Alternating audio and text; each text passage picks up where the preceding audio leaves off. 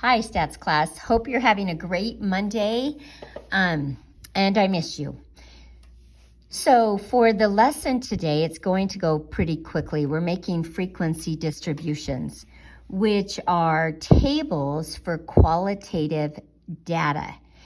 And what we do is we have a certain question like, what is your eye color? And for every response, we give a tally mark. After we mark those tallies, then we add up each tally, like how many people had blue eyes? 6. How many have brown eyes? 8. How many hazel? 3. And so forth and so on, to get the percentage so that we can eventually create a pie chart. We take that frequency and divide it by the total number of respondents. And when we do that, we get our percentage.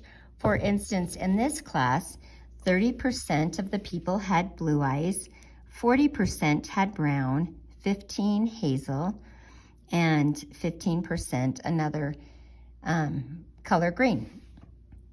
So that's qualitative data. That's about all of the information that we can gather to graph for a qualitative statistic. Qualitative, meaning characteristic. Quantitative is slightly different. So I'm going to move this, and I have not filled out this back chart. So this back chart is a list of test scores at a university for a college prep exam. And it would be hard to make a chart that had 80, 81, 82, 83, or your chart could become like 30 rows long, maybe even 100 rows long, depending on the data. So what we do for this one, which is more quantitative, okay, quantitative, meaning it has numbers and we can find the mean, the median, and the mode. For quantitative, we make classes of data. To find the class of data, which is a group of numbers, we pick the high number, and in this example, it's 99, I believe. So the highest data point is 99, and the lowest data point is 82. To find the range, which is the difference between the highest and the lowest, we take 99 minus 82, and we get a range of 17, which is a fairly small range. Well, in quantitative tables, we generally like 5 or 6 classes. So you decide, do I want 5 pieces of pie or 6 pieces in my pie? So I'm going to choose 5. So the number of classes I'm going to choose for this example is 5.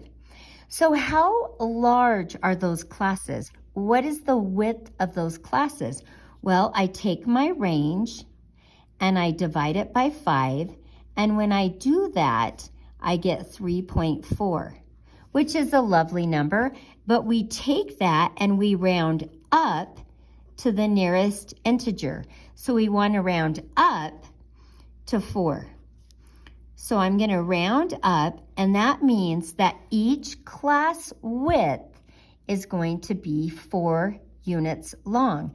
To make our chart easier to view or more understandable or less ambiguous. So I know that I need a width of 4. I start with, and here's my class, I start with the lowest data point, and I make sure that there's 4 units. So 82, 83, 84, 85. So from 82 to 83 to 84 to 85, that's a width of 4 units. Once you get that first cell filled out from 82 to 85, it's really easy. You're going to add the width to the number on the class above. For instance, this is going to go up 1 to do 86, and then 85 plus 4 becomes 89. I add 1 to 89 to get 90, add 4 to 89 to get 93, add 1 to 93 to get 94, add 4 to 93 to get 97, add 1 to 97 to start with 98, add 4 to 97 to end my class, which would be 101. So at that point, I want to go through and mark each tally mark, and I'm just going to point to them at the top: 88, 89, 93, 92, 91, 84, 96, 86, 87, 86. 90 would be here, 85, 88, 82, 95, 94, 83, 87, 90, 94, 88, 90, 97, 97, 87, 83, 91, 94, 86, 99, 93, 93, 91, and 91. And make sure you check with your neighbor as you're doing these. I can get in a hurry and mark something where it doesn't belong, so check those. After you make the tally, you're going to create the frequency, which is just going through to add up your tally. So I have 5 people that scored in the range from an 82 to an 85%.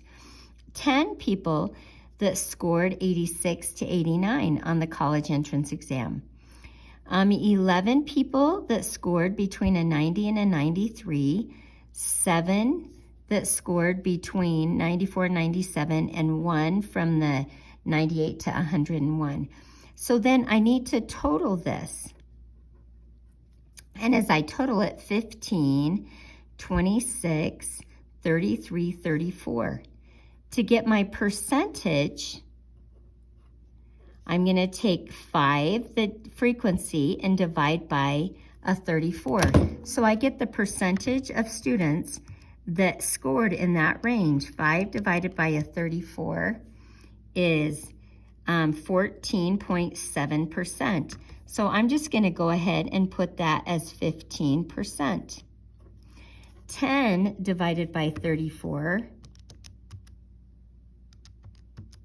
is 29%. And I'm just rounding to the nearest percentage point. The next one was 11 divided by 34, and that's 32%. Just 32%. After 11, we had 7. 7 divided by 34 is 21%. And 1 divided by 34 is actually 0% if we were actually measuring to the nearest 1%. So after that, you guys, the one other thing that I wanted to speak to you about when you're collecting data is the boundaries. The boundaries for the graph. So this is called class boundaries, not class, but class boundaries. And class boundaries is what we did on the very last test. We subtracted 0.5 from the smallest data point and added 0.5 to the highest group in our class. And so that's where you start. And this is how to draw a bar graph with no space between. So this one would start at 85.5 and end at 89.5. This starts at 89.5 and ends at 93.5.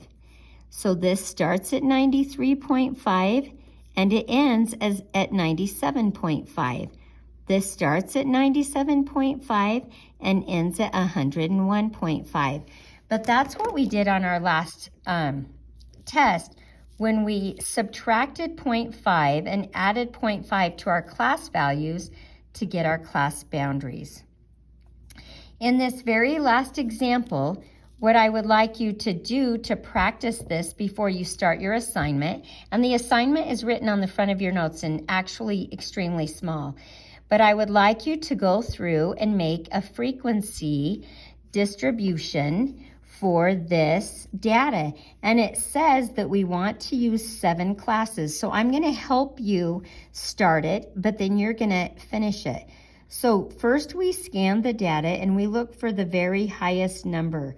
There's a 134. I'm scanning the data, so my high is 134. I find my low, there's a 100, and it looks like that's the lowest. So I take the high minus the low to get the range, and that's 34.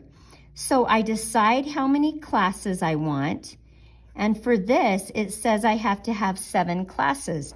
So I take 34, and I divide by 7, so 34 divided by 7 gives me 4.9. And with that 4.9, I want to round up, so every class is going to have a width of 5. So when I make my first class, and I'm just going to draw one class of my 7, when I make my first class, I'm going to start at 100 and make sure that I have a width of 5.